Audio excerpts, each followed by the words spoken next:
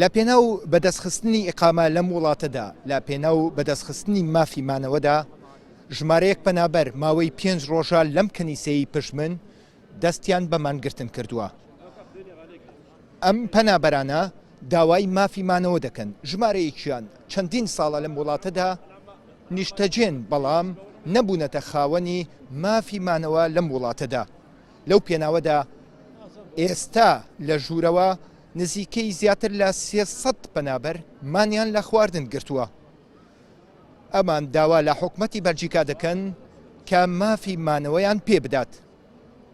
وەزیری کۆچبەرانی بەلجیکاش سامی مەهدی دوێنێ لە لێدوانێکیدا ڕایگەیاند کە مانگرتن و داگیرکردنی کەنیسە و مزگەوتەکان هیچ لە ستاتوی ئەم پەنابەرانە ناگۆڕێت، بەهۆی ئەوەی ژمارەیەکیان ماوەی ساڵانێکی درێژە مافی مانەوەیان ڕەتکراوەتەوە لەم وڵاتە.